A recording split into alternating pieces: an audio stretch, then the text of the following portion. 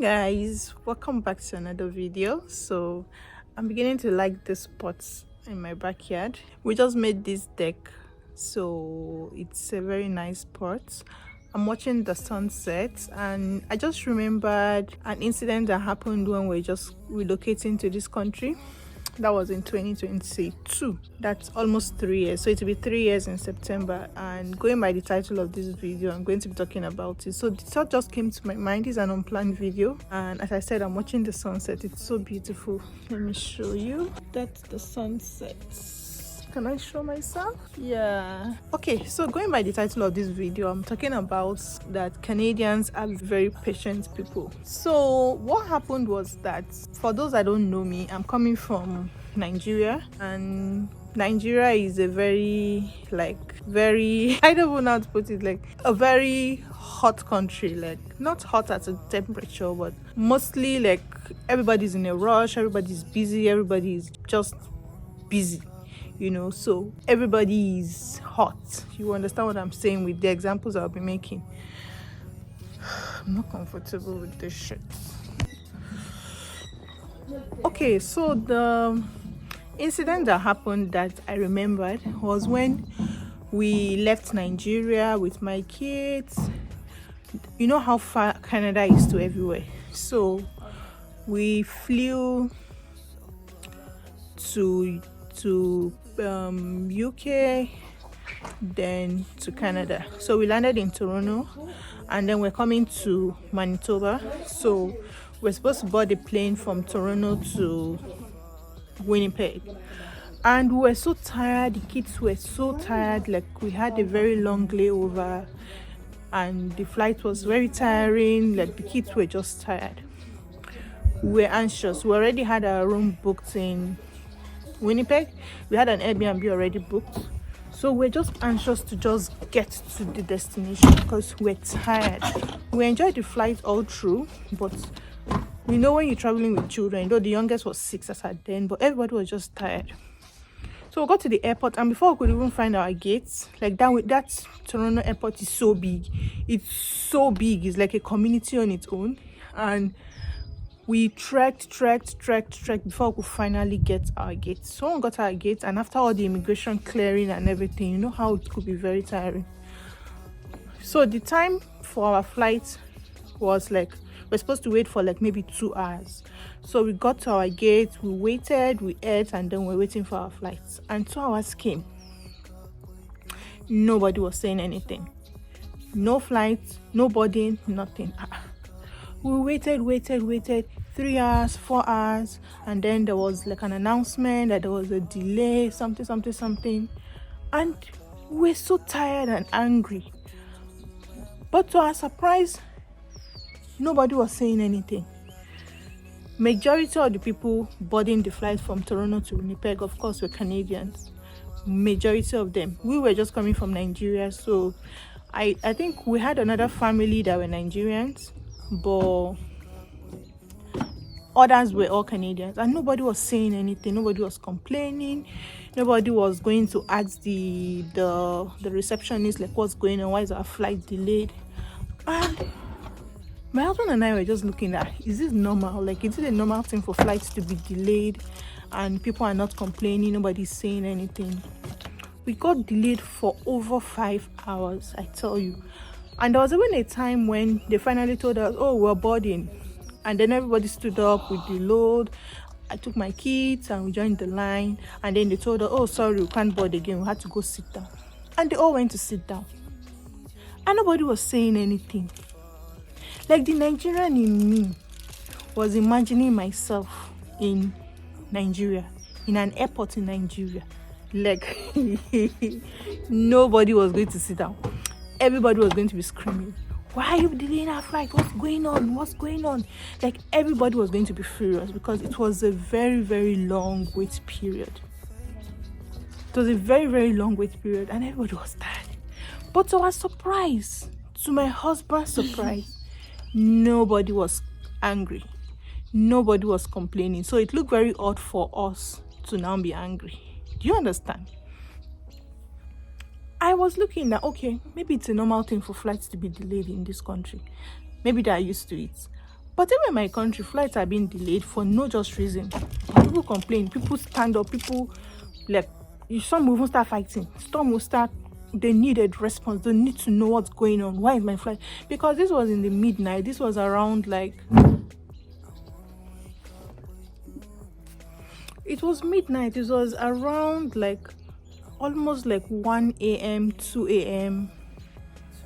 My kids were already sleeping on my lap, some of them, the other one was on my husband's lap, they were all tired. And I knew that the next day people had things to do in Winnipeg, people had appointments to meet, people had things to do, but nobody was complaining, nobody was angry, they were cool. Even when they told us to stand up, we all stood up, joined the line, and then they told us, oh sorry, we can't bother anymore, we had to go sit down. They all went to take their seats and everybody was fine. Nobody was hissing, nobody was cursing, nobody was shouting, nobody was saying anything. I don't know if it happens in other circumstances, but for my experience that day, I didn't even have the mouth to say. I couldn't even complain. If I had to complain, it would be to my husband would talk, I would talk, but we couldn't even say anything to anybody. We just had to conform because nobody was complaining. We just sat down quietly. That was my first experience of how Canadians could be very, very patient. It got to the point that eventually we now started boarding. We boarded the flights, we were happy, and even they even mixed up our seat numbers because my husband and I couldn't sit on a seat. In fact, I think they just told us to sit anywhere because everybody was just tired, you know. And by the time we got to the plane, one tiny plane, WestJet like that, I was like, which kind of plane is this? Well, that's aside. When we got in, do you know what? We couldn't fly. We were in that aircraft for another almost an hour plus. The plane was not moving. It didn't even take off. We were just seated in the flight. Nothing was being said. Eventually, they now told us, we just saw the air hostesses going up and down. They told us that there was an emergency in the aircraft, like somebody had an issue, what, so they had to sort it out. They had to take the person out of the flight and all that. So we had to stay for an hour plus before the plane eventually took off. Tell me why nobody was complaining. In fact, when I located my husband, because my husband was sitting ahead of me on the other aisle, and when I was tired of sitting, my two kids were with me, so they were all sleeping on their seats, and I took a stroll to go meet him in front. And by the time I got to the front, I saw him gisting and laughing. He was gisting with an old lady. She's an African lady, but she's obviously been in, it's quite cold, she's actually been in Canada for some time. So she just got talking with my husband, and my husband didn't even feel the wait time. Like he was not tired. He was enjoying the wait in the flight. I got to him and I saw him just smiling and laughing. When I got there and I introduced her to me, that, oh, this is my wife and all that. She greeted me and I went back to my seat. Like that same woman was also waiting. She was also waiting all those hours when the flight was delayed. And she still had the mind to crack jokes with my husband, and she was just chill. That was my first major experience of how patient these people could be, because I was just coming from my country. I'm not saying that we're wild in my country. I'm not saying that we're not cautious or anything, but our patience level is not this long. Like, no, you can't mess up with us. You can't mess with us for a prolonged period of time, especially when there's no explanation. And even when there's an explanation, if that explanation doesn't make sense, you will hear it. Like, we are hot like that. Like, we don't like nonsense, you know. So coming here, when we eventually landed, and then seeing a lot of things happening, the way everybody was just being nice, even though some people say the smile is like plastic smile, like 1 second smile. People call it different words. Like they'll say it's 1 minute, 1 second smile, plastic smile, like when you meet a stranger and then they just smile at you, or they just open the door for you, or they just acknowledge you or something. People say it's like a fake smile, but I really appreciate it because I never got that. It was so bad that there was a time my husband and I went to a thrift store, and then when we're leaving, we're holding some things, and then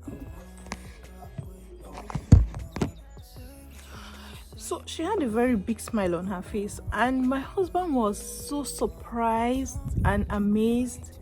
And when she opened the door, when she left, my husband was like, "Do you know her?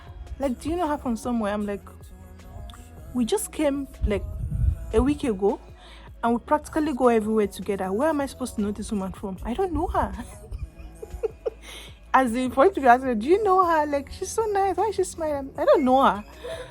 So everybody was just nice and everything. That's another story for another day. So other instances that I see how patient they can be is when they join the line, they stand on their line, no matter how long that line is. They're very patient. Nobody is agitated, nobody is complaining, nobody is saying anything. Like even when you go to the bank, they're lining up, everybody's just fine, just chill, just cool, you know. You apologize to them for even keeping them waiting, and they'll be like, "Oh no, it's fine, it's okay, you know, you don't have to be sorry, you don't." I'm like, no. Where I'm coming from, I'm not dissing my country, I'm not bringing my people down, but that is just our type of person. Like our patience level is very short, like this, very, very short. Where the Canadian patience is like this, unlimited, like ours is not. Like, so we come in here, we have to just conform, we have to be patient, we have to learn, we have to unlearn some things and relearn some things, relearn a lot of things actually, because you can't come here and only use shouting and complaining and angry, you know. You have to just conform and be patient. Like when I was working with in customer care, where I have to put my customer on hold, I put them on hold, and for the first few weeks, or let me say months that I started the job, I was learning a lot of things. So most time I put my customer on hold for long because I have to consult my supervisor to confirm if what I'm doing is right or wrong. So most times the wait period used to be very long, and then we're meant to always come back to the customer, even though you've not gotten the solution. You just come back once in a while to say, "Oh, sorry, I know you're waiting, I'm still trying to get a solution for you," something like that. And anytime I come back to tell them, "Oh, sorry," they'll be like, "It's fine, just take your time, it's okay, just take your time." Huh? If it is my country and you put me on hold for that long, if I don't drop that call and I'm still waiting on that call, like, what I'll tell you, you will log out on that for that day, because you'll be able to work. Because we'll be like, "Why are you keeping me on hold? Why? You don't know your job? Go and learn your job. You don't know, why are you keeping me on hold?" Like, different instances, different situations, different periods, that even after almost 3 years in this country, there are some things that they still do that I'm still marveled at. I'm still like, I'm wowed, you know.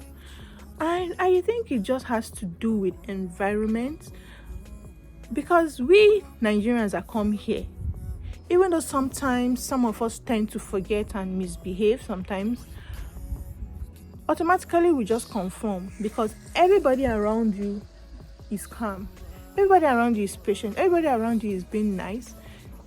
So you just have to conform. Like holding the doors for people to pass, if somebody does that to me when I'm back home, like, I'm going to doubt what you did. I'm not going to believe you're just being nice. I'll believe you want to ask me for something, or there's more to it. Or if I'm a young lady, I'll feel maybe you want to toast me, you want to approach me. I'll just feel there's more to it, you know. But over here, it's just like a kind gesture. Like coincidentally, this morning when I was yesterday when I closed from work, a lady was in front of me. She was on her phone. You know how engrossed you can be on our phone. And she was in front of me leaving the mall. And she went and banged the door, forgetting I was behind her. She actually knew I was behind her, but she was engrossed on her phone. And when she went, she just closed the door. And immediately it occurred to her that somebody is behind. And she turned back and was like, "Oh, I'm so sorry. I was so carried away with my phone. I'm so sorry." Like she was apologizing for not holding the door for me. And I totally understood, because I knew she was busy on her phone. In fact, she used her elbow to open the door. She didn't want to break what she was doing on the phone, so she was busy. But when the door closed, it just occurred to her that, somebody is behind me. I was supposed to hold the door, and she turned back and was like, so sorry. I was like, oh my god. No. I can't remember holding the door for somebody back home. Maybe an old person, no.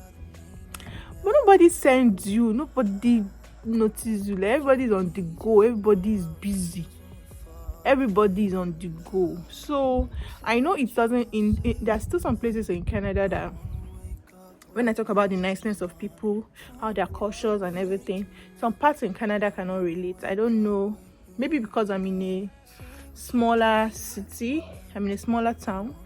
It's a kind of a religious town. The people are few, they're nice, they're just very, very morally upright. But I don't know if it applies to everywhere. But for where I am now, which is my first and only experience here so far, like, I'll keep saying it, I'll keep talking about how very, very, very nice such people are. And it has translated to my kids, it has translated to me, because like my kids are now very cautious. Like when talking to people, they're very cautious, they're very nice, they're very understanding. They speak well, they talk with courtesy to people. And I didn't need to teach them. It's just what they see around them, from their friends, from their teachers, from people around them, and from the way people talk to them. They've just automatically taken it in.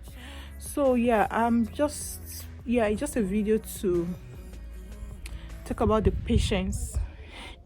The patience. I can never ever forget about the experience, the first experience I had when landing this country in the airport I just told you about, because I had a similar situation like that in Nigeria. I went to Abuja. For people that know Nigeria, my family and I went to Abuja. So when we booked a return ticket, and when we're coming back, they sent us an email and called us that our flight was cancelled, right? And even the time that they called and told us was not a good time, because at that time we had already like packed up, we were like, okay. So we had to go back to the airport to buy. No, they rescheduled us for another flight. So they said that flight we couldn't go that day, we're going to go the next day. And we're like, okay, no problem, one more day to stay in Abuja. And the next day they told us the time. The next day we went to the airport. We said our bye-byes, packed our load to go to Sokoto. When we got to the airport, they told us our flight had gone. Our flight had gone where? How? What happened? They told us 1 o'clock. We got there like, I think 11. And then they said our flight just left. What happened? That they sent text messages to people to come 1 hour earlier, that the flight had to leave 1 hour earlier. We did not get text, we did not get email, we did not get anything. What happened? They kept telling us that they sent text and most people came. So I'm like, this is 5 of us. None of us got this thing. So where did our flights go? So you mean we have to go back to where we said bye-bye to? And we were going to stay additional 2 days in Abuja. We were like, no, you needed to see the drama. You needed to see the drama we're putting up there. The receptionist or whatever had to go check their system. They had to go check. And at that time, another family came. Like a husband and wife came also for the flight we were supposed to board. So automatically those people too did not get the notification that that flight was cancelled. So we're expecting, okay, more people will come because we came early. So more people will still come for that same flight. Let us see who went and who did not go. So then I eventually checked and they saw that, okay, it wasn't everybody that was notified. They checked their system and they truthfully told us that, okay, sorry, it's not everybody that was notified. And sorry about that. So what are we going to do? And it was nobody was saying anything about, sorry, okay, we're going to lodge you people. It's no fault of yours. It's not. Nobody. You needed to see the drama in the airports. You needed to see that day. The long and short of it is that we had to buy another ticket for the next day. We couldn't go that day because no flights. So we had to book another flight for the next day. Went back to where we were staying, and then we eventually flew the next day. So when we got back, we asked for a refund of the one we missed. But I tell you, the drama we did in the airport, it was what it's. So I'm just trying to put that situation back here happening to a Canadian. I'm trying to see how they were going to react to it. Of course, their humans are going to be angry. They are definitely going to be mad. But I don't think that they were going to behave the way I behaved, the way we behaved in the airport that day, you know. So yeah, I hope this video made sense. And the sun has finally set. I hope it's still clear enough for you guys to see me. The sun has set. Alright guys, thank you for watching this video. If you enjoyed it, please do well to like it, and if you're here to subscribe, please subscribe. Bye.